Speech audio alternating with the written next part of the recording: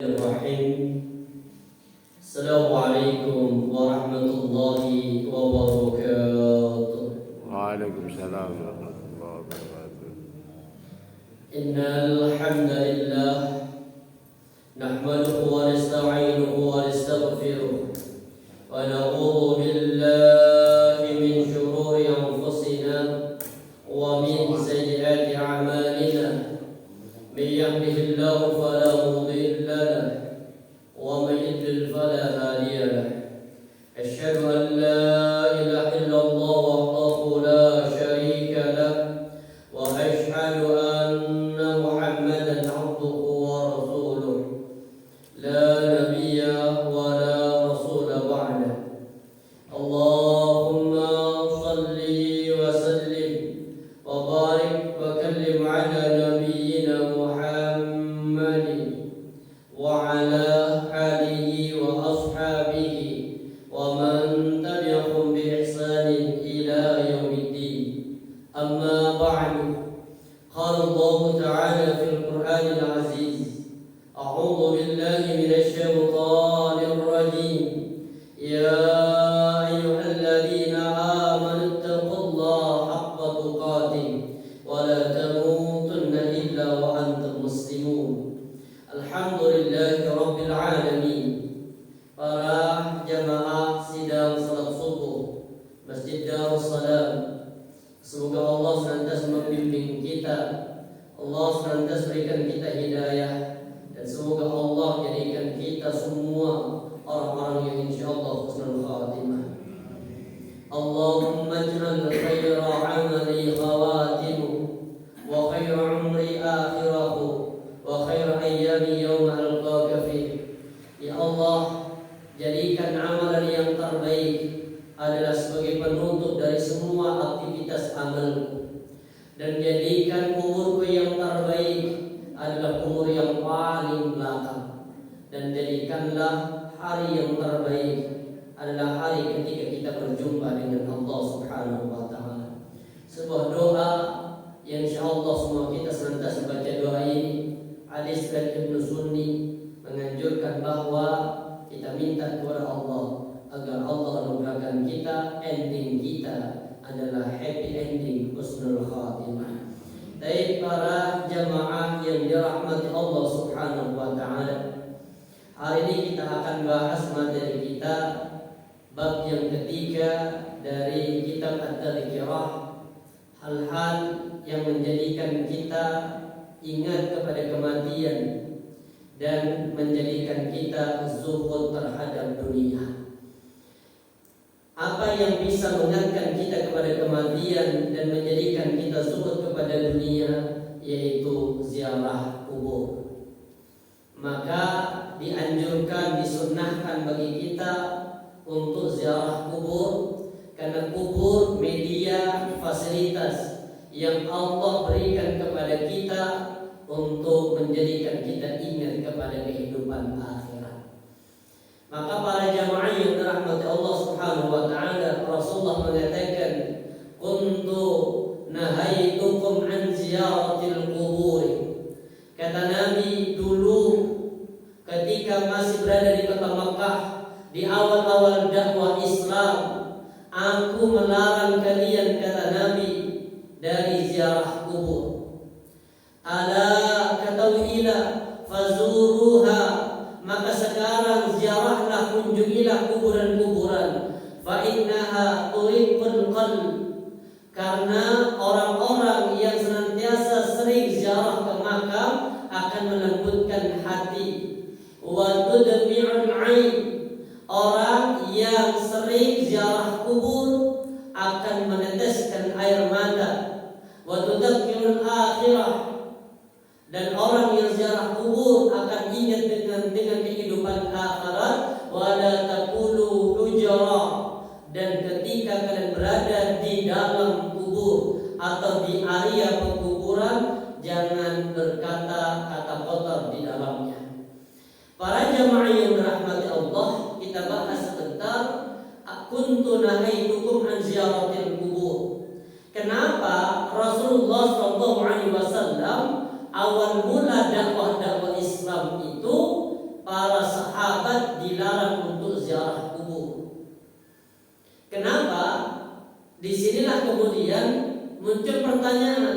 Padahal setelah itu Rasulullah menganjurkan. Hadis yang kedua, inni nahaitukum an ziyaratil qubur fazuruha fa inna fiha ibaratan. Silakan kunjungi kuburan karena orang yang sering ziarah ke makam itu ada pelajaran bagi orang-orang yang hidup. Kenapa Nabi melarang awal-awal dakwah Islam? Kenapa, Pak? Karena muncul pertama sejarah dosa syirik pertama itu lewat media kubur. Dosa pertama manusia kepada Allah, dosa apa? Pertama syirik belakangan. Dosa pertama kepada Allah, dosa taman. Dosa pertama manusia pada Allah, taman. Siapa pelakunya? Nabi Adam alaihissalam. Ketika Allah mengatakan wa ya Adam uskun anta, wahai Nabi Adam tinggal engkau, wa zaujuka plus juga istrimu fil jannah di dalam surga, wa kula min ragadan haythu syi'tuma, silahkan semua kenikmatan nikmatnya surga silahkan kau makan dan nikmati. Diuji oleh Allah, wa la taqraba hadhihi syajarah. Tapi ingat wahai Nabi Adam dan Hawa, tinggallah engkau di surga, nikmati semua fasilitas kenikmatan indahnya surga dan semua jenis-jenis kenikmatan berupa rizki-rizki yang terbuat dari buah-buahan. Tapi Allah minta wala taqraba, satu ujianmu, jangan kau mendekati pohon ini. Kemudian ternyata manusia itu apa? Kalimat jangan itu biasanya menjadikan penasaran. Manusia itu masih dilarang itu. Jangan ngintip. Ini tambah nama. Apa sih kok kalian? Manusia ini. Jadi ketika ada larangan, kenapa dilarang? Akhirnya kemudian pointernya iblis, strateginya iblis di sini. Ketika iblis terusir, fakhruj innaka minas sabirin. Keluarlah engkau iblis dari surga karena tidak layak surga ditempati oleh orang-orang yang sombong, maka keluarlah engkau termasuk makhluk Allah yang hina, saghir, kecil. Hanya setan itu kecil. Cuma bayangan kita itu setan gede, hitam, menakutkan. Padahal iblis itu setan itu kecil. Cuma kalau hati kita yang takut, maka dengan ketakutan itu menjadikan iblis besar. Tapi kalau kita berani, maka setan yang mengecil. Apa salah satu contohnya? Ketika di zaman Nabi, di zaman Rasulullah itu, setan itu paling takut dengan Umar bin Khattab. Ketika Umar berjalan dalam satu gang berpapasan dengan setan, iblis, maka pasti iblis itu menjadi jalan yang lain. Kenapa Pak Umar ditakuti?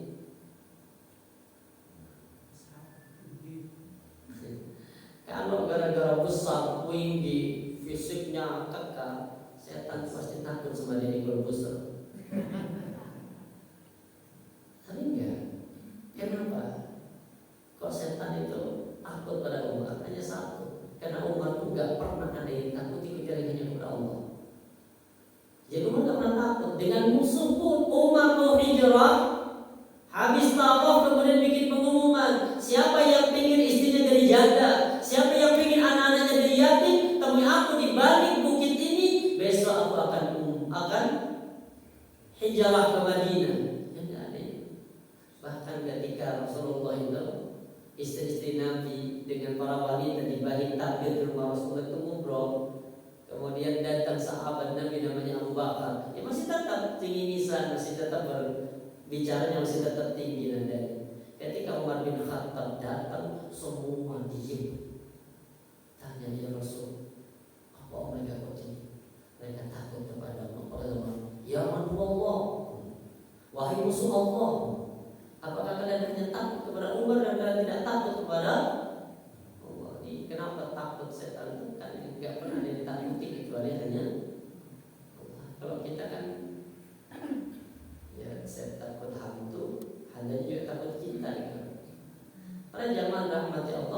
kemudian setan masuk ke dalam surga membisikin. Tadi yang awalnya Allah katakan hadis syajarah, pohon ini jangan dekati, dirubah sama setan dikasih nama. Jadi apa? Jadi khuldi. Jadi yang ngasih nama pohon khuldi itu setan. Allah nggak pernah ngasih nama pohon itu. Allah hanya katakan wala taqrabu hadis syajarah. Berarti kalau hadis syajarah pohon ini berarti berapa pohonnya? Buahnya apa satu? Satu kan? Berarti satu pohonnya. Sedangkan kenikmatan Allah yang lain di surga begitu banyak. Kok tertarik ke yang satu? Kenapa kok tertarik ke yang satu? Karena yang bikinnya dua. Apa kata syaitan? Waswasa ilaihi masyaitan. Maka setan kemudian berbisik kepada kedua makhluk Allah, namanya Adam dan Hawa. Maka di situ apa? Hal adulluka ala syajaratil khuldi wa mulkin la yabla. Kata iblis, wahai Adam, mau aku tunjukkan kepadamu satu pohon namanya pohon keabadian. Kalau kau makan pohon ini, maka kau akan abadi berada di dalam surga. Illa an takuna malakani. Kenapa kau tidak boleh makan dari buah khuldi ini? Agar kau tidak seperti malaikat tinggal terus di dalam surga. Yang kedua, mulkin la yabla, kerajaan yang tidak akan pernah binasa. Ternyata manusia itu sifatnya lah. Udah dapat 2 periode masih ingin 3 periode. Manusiawi. Yang jadi ketua RT ingin jadi RW. Yang sudah RW ingin lurah. Lurah ingin camat ingin mati. Artinya baik, gak pernah ada kepuasan. Kemudian dosa yang kedua setelah dosa tamak manusia kepada Allah, Pak, pembunuhan. Dosa yang kedua pembunuhan. Asbabnya karena iri. Siapa pelaku utamanya? Qabil terhadap saudaranya namanya Habil. Ini sampai Allah abadikan di surah Al-Ma'idah ayat ke-27. Watlu 'alaihim naba ibni Adam idh qarraba qurbana fatuqabbala min ahadihima wa lam yataqabbal min al-akhar. Qala la aqtulannaka. Aku akan benar-benar membunuhmu. Qala, ini kata Habib. Qala innama yataqabbalu Allahu minal muttaqin. Sesungguhnya yang diterima oleh Allah dari setiap amalan manusia adalah amalan orang-orang yang bertakwa. Jadi iri. Kenapa iri? Bukan karena iri karena perempuan terjadi pembunuhan, dan iri karena sungguhan kurbannya milik Habil diterima, sedangkan milik Qabil tidak diterima. Baru yang ketiga 1000 tahun setelahnya muncul dosa, namanya dosa syirik. Ini dosa yang berapa tadi? Yang ketiga. Tapi kalau dosa pertama makhluk Allah, bukan manusia. Kalau pertama makhluk Allah, dosanya kepada Allah itu dosa sombong. Kalau makhluk pertama sombong, tapi kalau manusia tamak. Para jamaah yang dirahmati Allah, kemudian kita lihat sebentar. Ini awal mula kesyirikannya. Di zaman Nabi Nuh, kurang lebih 1000 tahun setelah Nabi Adam, muncul namanya Nabi Nuh. Nabi Nuh ini adalah nabi yang menghadapi satu kelompok, satu kaum yang mereka semuanya berbuat syirik. Kenapa mereka berbuat syirik?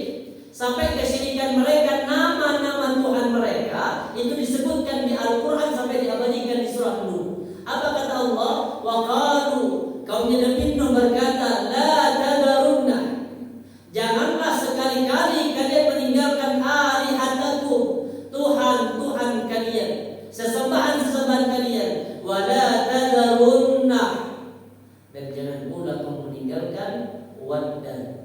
Ini namanya pertama waddan. Yang kedua wala suwa'an, yang kedua namanya suwa'. Yang ketiga wala yaquta, yang ketiga ada namanya yaqut. Yang keempat ya'uqa wa nasra, dan yang kelima nasra. Ada 5 nama patung-patung ini, dan kelima nama patung ini itu bertingkat-tingkat sesuai dengan derajat yang telah mereka tentukan. Yang tertinggi itu adalah Wad dan Wad ini Tuhan yang paling mulia versi mereka. Siapakah 5 orang ini? Kalau dalam hadis riwayat Al-Bukhari dikatakan haula yasma'un rijalun asma'u rijalin salihin min qaumi Nuh. 5 orang saleh ini, nama-nama orang yang 5 ini adalah laki-laki yang saleh dari kalangan kaumnya Nabi Nuh. Ternyata kesyirikan itu muncul dari apa? Kuburan orang saleh. Asbab utama munculnya kesyirikan dari kuburannya orang saleh. Makanya bisa jadi kemudian di negara kita banyak orang-orang terjerumus ke dalam kesyirikan dari asbab kubur, itu biasanya kuburannya orang saleh. Orang salehnya enak, artinya apa? Mereka sudah beliau meninggal, insya Allah tempatnya surga. Yang jadi masalah yang tidak paham ilmu datang ke sana muncul kesyirikan.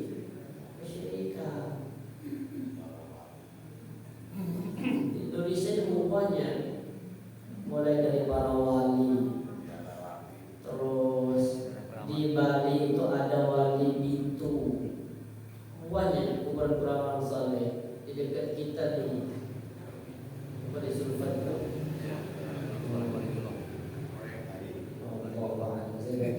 Di Singosari itu ada Bungku, Kiai Bungku. Itu kiai dulu yang pertama membawa Islam itu ke Singosari. Karena Singosari itu kan kerajaannya apa? Hindu kan ya. Singosari. Maka beliau lah yang membawa. Dari ketika beliau meninggal, sekarang kuburnya ada masjidnya, mulia di situ. Bagus, mulia, orang-orang saleh itu. Cuma perlu dikhawatirkan ini peristiwa-peristiwa nanti ketika orang-orang yang tidak paham ilmu, generasi-generasi itu dikhawatirkan akan muncul seperti ini. Bukan semua orang yang ziarah kubur wali itu bersyirik. Nah, dikatakan syirik itu ketika begini, ketika posisi orang-orang saleh itu setara dengan apa? Dengan Allah. Ini baru muncul namanya kesyirikan. Seperti ada orang datang ke kuburan kemudian minta, "Mbak, tolong Mbak." Apa? Diminta ke kubur itu berarti setara memposisikan ahli kubur dengan Allah. Ini baru kesyirikan. Kalau hanya sebatas ziarah keliling ke makam, silahkan, itu sunnah. Cuma Nabi tidak pernah mensunnahkan makamnya orang-orang saleh saja dikunjungi, tidak. Tapi yang paling penting kalau kita ziarah ke makam, jadikan makam orang-orang yang kita cintai, orang tua kita, bapak ibu kita, kakek nenek moyang kita, itu yang didatangi, didoakan. Sebagaimana Rasulullah ketika masuk ziarah kubur, dia mendoakan orang-orang yang ada di dalam kuburnya. Kemudian siapakah itu? Dijelaskan. Falamma halaku auha asyaitan. Ketika orang-orang saleh ini wafat, maka syaitan ini auha, apa? Membisikkan atau berikan wahyu dari bahasa kita. Membisikkan ila qaumim, kepada kaum mereka, anaba insabu ila majalisihim, mendirikan apa? Berhala-berhala yang ada di majlis mereka, alladzi kanu yajlisun, ketika mereka berkumpul-kumpul. Wasammuha bi asma'ihim, dan mereka kasih nama dengan nama-nama mereka. Fa'alu falam tu'bad, maka mereka pun melakukan, dan saat itu berhala-hala itu apa? Falam tu'bad, belum disembah. Jadi dulu itu tujuan utama mereka bikin berhala karena apa? Tujuan utama apa? Tujuan utama itu biar motivasi orang soleh ini, itu kita termotivasi untuk mencontoh beliau. Itu tujuan utama. Dibikin itu untuk apa? Karena dulu orang ketika belum dibikin patung, mereka masih sering ke makamnya orang-orang soleh ini. Saking cintanya udah kepada orang yang soleh, 5 orang ini. Kemudian setan membisikkan, auha syaitan ila qaumihim. Setan memberikan bisikan kepada mereka, jangan setiap saat ke kubur, kan jauh kuburannya capek. Terus gimana? Solusi yang terbaik untuk termotivasi Kalau patung sudah dibikin, nah baru gimana? Mereka beli dulu orang soleh. Kayak kita kan kalau ada pahlawan kan dibikin apa? Dibikin patung. Dan patung itu ditempatkan di tempat-tempat yang majalisi, tempat orang-orang bisa melihat. Patung kalau di Surabaya itu ada patungnya W.R. Supratman di makamnya. Ya. Tujuannya apa? Ya ini memotivasi itu dulu bangsawan, sejarawan sampai pengarang lagu ini saja ya. Itu aja intinya.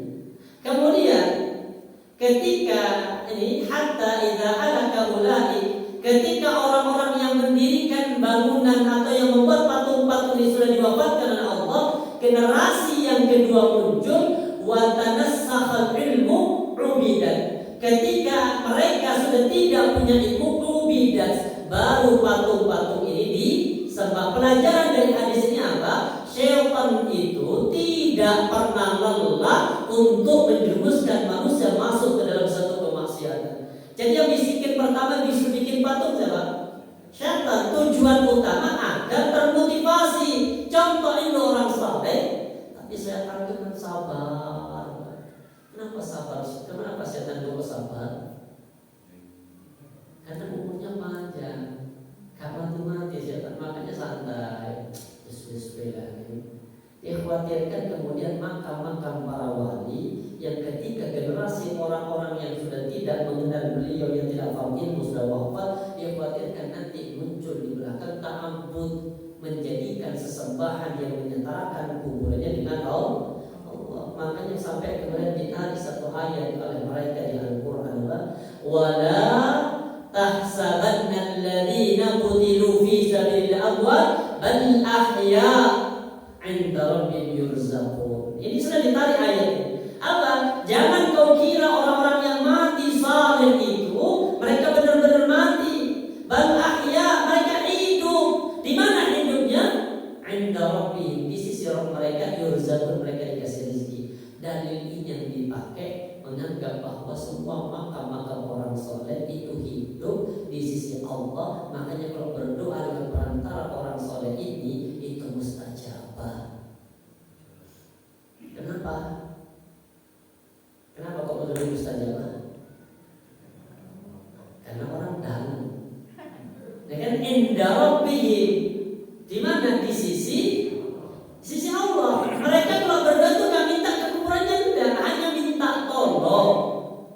Minta tolong lewat perantara kuburan orang saleh, karena orang saleh ini hidup di sisi roh mereka. Ketika kita berdoa kepada Allah, maka orang saleh nanti bisikin berdoa, ya Allah, itu Pak Ahmad itu jatuh gigi ya Allah. Makanya mustajab. Jadi kalau ibu bapak doanya belum mustajab, berarti belum punya orang dalam. Cari dulu orang dalam. Ini pemahaman mereka. Makanya kenapa Nabi melarang sejarah ini pasti akan terulang. Jadi kenapa kisah-kisah di Al-Quran, isi Al-Quran rata-rata apa? Isi Al-Quran itu rata-rata 75% isinya kisah tentang masa lalu. Bahkan ada kisah keburukan personal Allah abadikan di Al-Quran, tapi Allah tidak menyebutkan nama. Seperti kisah ada namanya Abu Lahab, Allah turunkan surah Al-Lahab. Ada kisahnya kaumnya Nabi Nuh, Allah turunkan kisahnya sampai surah Nuh. Kemudian ada kisah yang menjadi aib pribadi, ada namanya Nabi Yusuf dengan seorang wanita Imratul Aziz. Dikisahkan di Al-Quran untuk apa? Pelajaran. Karena kisah contoh itu adalah guru yang terbaik. Makanya kemudian Allah menyembunyikan nama-namanya karena satu hal apa? Agar kenapa tidak disebutkan nama di Al-Quran? Karena kisah ini peristiwa ini akan terulang kembali di masa yang akan datang. Kisahnya sama, hanya pelakunya yang berbeda. Makanya kenapa Nabi melarang ziarah ini tadi? Ini kalau langsung ziarah bolak-balik di ziarah ke makam para, ini mesti kesyirikan. Makanya kemudian mereka menjadikan sama. kaumnya Nabi Muhammad itu disebut dengan jahiliyah. Salah satunya jahil karena apa? Jahiliyah disebut jahiliyah karena apa ya? Bodoh dari segi apa? Kalau keilmuan, cerdas. Apa tanda cerdasnya orang jahiliyah tentang keilmuan? Nyusun strategi perang. Ini butuh ilmu. Kemudian di kota Makkah dulu masyhur terkenal dengan apa? Syair-syairnya, pujian-pujiannya. Maka sampai turun surah namanya Asy-Syu'ara. Syair-syair. Karena dulu di kota Makkah mereka cerdas bikin syair-syair. Semakin bohong isi syairnya, maka akan semakin menarik. Bahasa kita itu apa? Syair-syair itu kan semakin indah syair itu pasti akan semakin berbohong. Tapi kalau lurus saja syairnya, dia tidak akan indah. Seperti syairnya Laila, Majnun itu. Majnun itu kan gila. Dulu dia safar perjalanan jualan, di tengah perjalanan kalau nggak salah di Damaskus atau di Palestina itu ketemu dengan sosok perempuan yang sangat cantik. Ternyata terbayang-bayang, belum tahu nomor WA-nya waktu itu. Jadi ketika pulang terbayang terus ke Laila namanya. Makanya sampai disebut dengan Laila Majnun, tergila-gila dengan Laila. Sampai kalimat yang paling indah apa? Debu yang nempel di sepatunya Laila jauh lebih indah daripada dunia dan seisinya. Kan semakin apa ini? Makin bohong makin indah. Baik, ini di surah Az-Zumar ketika Allah berfirman. Ini kemudian ternyata peristiwa kaumnya Nabi Nuh itu terulang kembali di zaman jahiliyah. Apa? Mereka mengatakan, "Ala lillahi dinul khalis," ketauhidan milik Allah, agama yang khalis, yang murni. Di sini ad-din diartikan sebagai ibadah. Hanya milik Allah ibadah yang murni. Walladzina takhadhu min duni awliya, dan orang-orang yang menjadikan selain Allah sebagai pelindung. Seperti menjadikan apa? Sebagai pelindung mereka. Atau berhala-berhala, syaitan-syaitan yang dijadikan pelindung oleh mereka. Apa kata Allah? Ketika mereka ditanya, kenapa engkau menyembah patung-patung ini? Kalau di kota Makkah kan yang masyhur berapa patungnya? Yang besar. Ada patung Lata, Uzza, Manat, Hubal. Ini yang besar-besar. Artinya yang dikultuskan. Sedangkan yang lain itu yang apa? Anak buah dari empat ini. Dan ini ditempatkan di setiap sudut. Artinya di setiap suku ditempatkan di situ. Ada yang ditempatkan di Taif, ada yang ditempatkan di Ka'bah, ada yang ditempatkan di suku-suku yang lain. Untuk apa? Agar mereka bisa menyembah itu. Kenapa muncul kesyirikan pertama kali di Kota Mekah? Siapa pelakunya? Dulu Kota Mekah itu kan murni agamanya. Agama apa? Agama Hanif. Nabi Ibrahim, wattaba'a millata Ibrahim hanifan, ikutilah agama Nabi Ibrahim, agama yang lurus. Agama Nabi Ibrahim dilanjutkan sama Nabi Ismail. Nabi Ismail dilanjutkan oleh anak-anak Nabi Ismail. Nabi Ismail itu punya 12 anak laki-laki. Melanjutkan dakwah ini terus sampai satu saat Kota Makkah diserang satu Bani namanya Bani Khuza'ah. Ketika Bani Khuza'ah menyerah, kemudian penduduk Makkah kalah, berkuasalah Bani Khuza'ah. Bani Khuza'ah itu dipimpin sama Amr bin Lu'ay al-Khuzai. Ini tokoh yang memimpin perang untuk mengalahkan Makkah. Inilah kemudian cikal bakalnya Amr bin Lu'ay al-Khuzai yang berubah, bikin patung ditaruh di Makkah. Kenapa kok dia bikin patung? Karena ketika ke Hijaz, jalan-jalan ke Hijaz, mendapati penduduk Hijaz yang patung. Kok bagus ya? Dulu orang soleh juga, apa namanya? Amr bin Lu'ay dulu orang subhanallah baik dulu nih. Bahkan dermawan. Pernah di musim haji dia mengorbankan 100 ekor unta disembelih, digratiskan untuk seluruh penduduk, seluruh para hujjah. Ini baik. Namanya orang baik, kiai, orang soleh. akhirnya kemudian berubah nyembah patung di depan Ka'bah, semua orang ikut-ikutan. Setelah itu kemudian punya ide gimana agar semua para haji itu mereka kalau pulang nanti bawa patung, makanya patung dijadikan sebagai bisnis. Bikin patung terus begitu. Makanya sampai Nabi ketika Rasulullah diutus, Rasulullah mengatakan begini, Ra'aitu Amr bin Lu'ay al-Khuzai yajurru qasbatahu finnar. Kata Nabi, aku melihat Amr bin Lu'ay al-Khuzai itu menarik khususnya di dalam neraka. Jadi siksanya itu ditampakkan oleh Allah kepada Nabi Muhammad. Kenapa? Li'annahu awwalu man ghayyara dinil Islam. Karena dialah pertama kali merubah agama yang ada di Makkah. Makanya sampai dibikin ya kayak orang-orang Jawa bikin apa?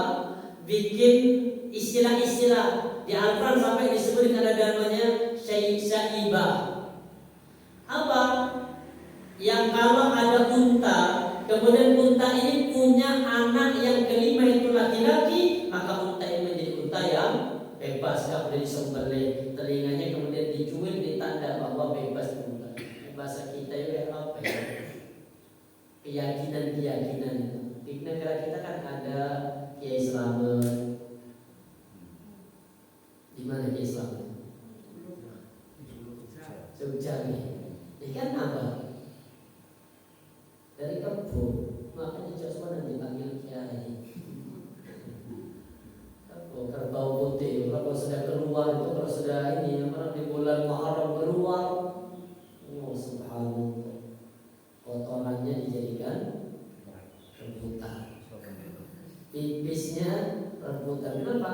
Mereka mengenal ada keberkahan di situ. Ya, mirip-mirip kayak apa kesyirikannya kisahnya Amr bin Lu'ay al-Khuzai. Para jamaah rahmatullah, ketika ditanya, kenapa kau nyembah patung? Kenapa nyembah Lata? Kenapa nyembah Uzza? Kenapa nyembah Manat? Kenapa nyembah Hubal? Apa jawaban mereka? Ma na'buduhum. Kami enggak menyembah mereka. Lalu terus apa ini? Illa yuqarribuna ila Allah zulfa. Kami tetap nyembah Allah. Siapa yang nyembah patung? Enggak nyembah patung. Nyembah siapa? Nyembah Allah. Hanya patung ini jadikan sarana untuk mendekatkan kami kepada Allah dengan sedekat-dekatnya. Jadi mereka pada intinya bukan nyembah patung. Nyembah siapa? Allah, cuma medianya patung. Dan patung ini diambil dari orang-orang saleh. Lata itu batu yang dulu ada seorang laki-laki itu biasanya di dekat di sekitar Ka'bah itu biasanya bikin roti di situ, berdiri di batu. Untuk apa? Roti-roti yang dibikin ini diberikan kepada para hujjaj, orang-orang yang haji dengan gratis.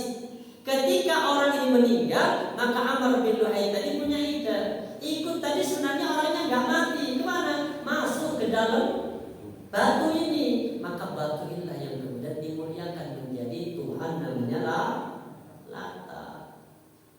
Kita kan Lata, ikut-ikutan. Ini Lata. Kemudian apa? Ini qaribuna wa zulfa. Enggak nyembah itu. Terus apa? Hanya sebatas mendekatkan kami kepadanya dengan sedekat-dekat. Makanya suatu ketika ini dari dua hadis ini riwayat Tirmidzi. An Abi Hurairah anna rajulan. Ini hadis dari Abu Hurairah anna rajulan qala. Ada seorang laki-laki berkata, "Ya Rasulullah, inni atasaddaqu bi syai' wa asna'u syai' uridu bihi wajh Allah wa thana'in nas." Ada seorang sahabat datang, "Ya Rasulullah, sesungguhnya aku bersedekah dan aku bersedekah dengan sesuatu ini, dan aku membuat sesuatu ini uridu bihi wajh Allah. Aku hanya mencari ridha Allah." Berarti sedekah mencari ridha Allah, tapi digandeng dengan apa? Wa thana'in nas, dan juga agar dipuji manusia. Ya kan? Lagi nanti mendekati pemilu biasanya ada, wah hampirnya sumbangan uang apa lillah. Cuma juga biar jangan dipilih. Ini hadis ini. Jadi jangan lupa. Ini ada sahabat, saya pernah melakukan semua ini lillah, itu berikhlas. Yang kedua, melakukan ini juga biar orang lain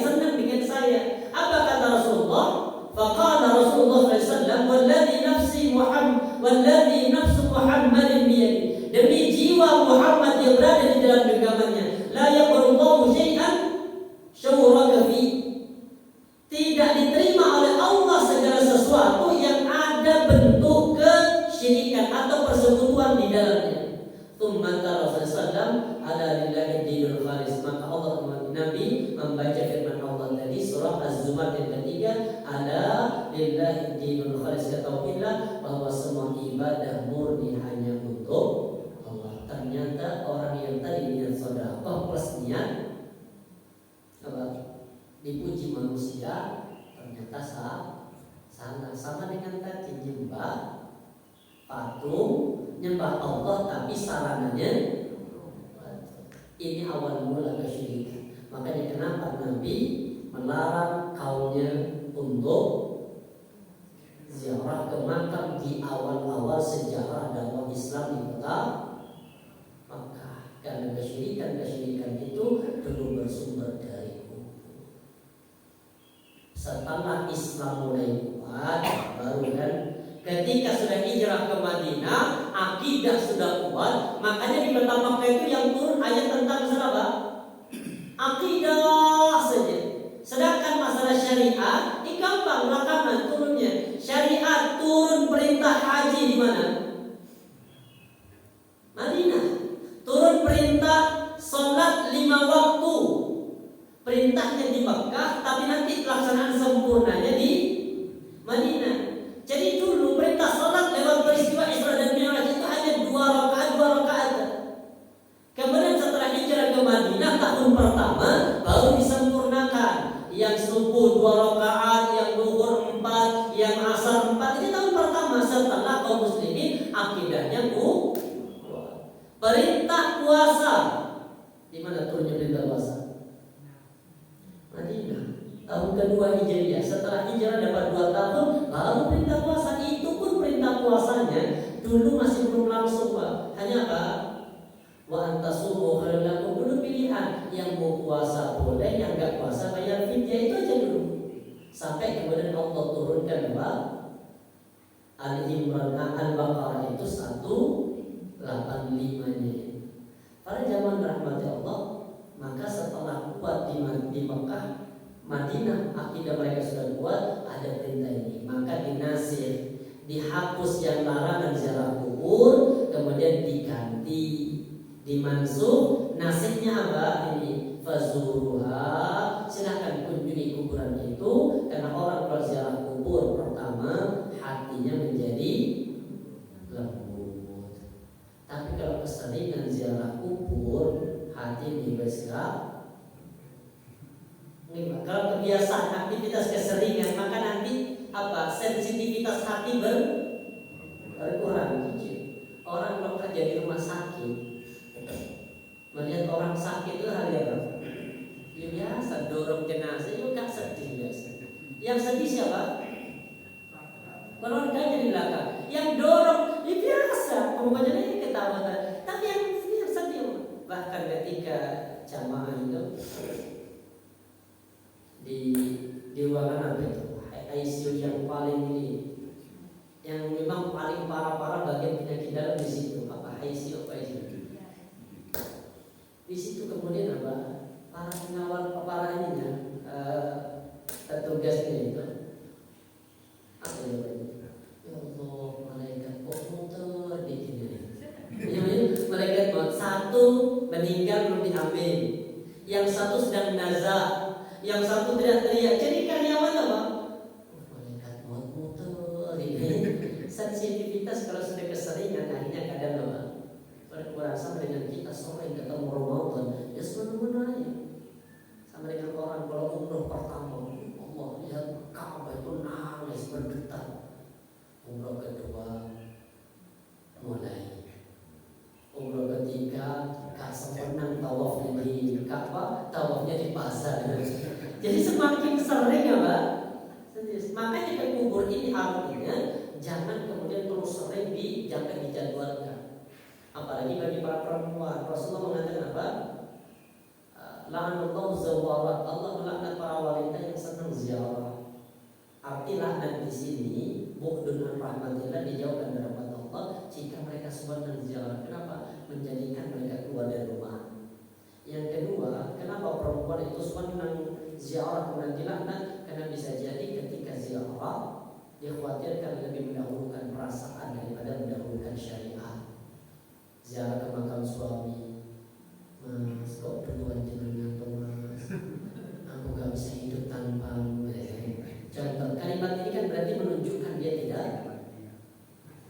tidak ikhlas dan kemudian tidak sesuai dengan takdir Allah. Kenapa kok berdua, kok gak bareng ibu? Baik, insyaallah ada pertanyaan jadi monggo. Waalaikumsalam. Sekarang itu banyak dipasang foto-foto kiai-kiai atau apa itu di rumah itu kita pasang dengan patung ya. Ya. Kita pasangkan. Baik. Ada larangan. Ini bahkan harus tegas ya. Rasulullah mengatakan begini, la'anallah asyaddun nasi 'adzaban yaumil qiyamah al-musawwirun. Siksa yang paling berat di antara siksa seorang hamba kelak pada hari kiamat al-musawwirun, para penggambar, pengrajin seni yang menggambar makhluk Allah. Jadi orang yang menggambar makhluk Allah itu adalah siksaan yang paling berat. Kenapa? Karena Allah minta menuntut mereka untuk menghidupkan gambarnya atau ciptaannya. Kemudian ada rumah-rumah di hadis itu kalau nggak salah ada 27 rumah yang tidak akan dimasuki sama malaikat rahmat. Malaikat rahmat yang tidak masuk. Kalau malaikat maut yo masuk, orang masuk. Ini malaikat rahmat tidak masuk. Mana rumah yang tidak dimasuki? Pertama, rumah yang ada patungnya. Yang kedua, rumah yang ada gambar makhluk hidupnya. Yang ketiga, rumah yang ada anjingnya.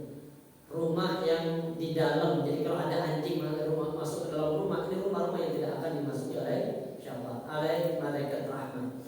Ketika ada rumah orang, kemudian ditambahkan foto-foto orang-orang saleh, menempelkan. Kalau foto ini ikhtilaf ya, hukumnya foto ikhtilaf.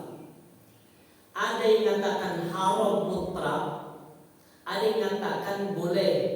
Kenapa? Yang mengatakan haram mutlak itu karena foto itu tak ubahnya gambar, menggambar kita. Maka kalau menggambar kita, maka kelak orang yang memfoto itu harus menyiapkan ruh agar foto ini menjadi hidup haram mutlak. Sebagian ulama yang lain membolehkan, itu pun bolehnya dalam momen-momen tertentu yang memang wajib untuk pakai foto. Seperti apa? Paspor, KTP, apa lagi pakai foto? SIM, foto profil, nikah. Ini wajib kan? Artinya wajib untuk pakai foto. Silahkan. Kemudian bagaimana dengan yang di luar itu? Disinilah kemudian sebagian mengharamkan, sebagian yang lain membolehkan dengan syarat. Satu, syarat itu tidak ada unsur ta'assub, tidak ada unsur memuliakan. Jadi kalau hanya sebatas tempel foto orang-orang saleh, ya Allah ini orang saleh, aku ingin sepertinya. Ya sebatas apa? Biasa itu. Tapi kalau kemudian nanti mengkultuskan foto itu sampai kultusnya berlebihan, muncul kesyirikan, seperti apa? Ini loh, sebelum saya pasang foto Syekh Abdul Qadir Jailani, rumah saya itu udah berubah barokah. Setelah saya tahu foto barokah ini baru muncul namanya ta'abbud, ini baru muncul kesyirikan. Terus yang kedua, foto itu kalau jangan ada unsur kesombongan.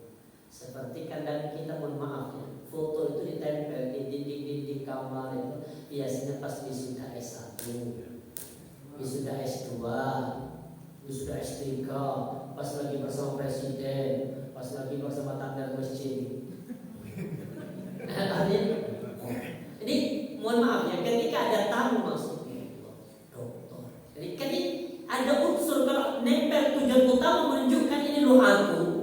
Teman-teman bacaan.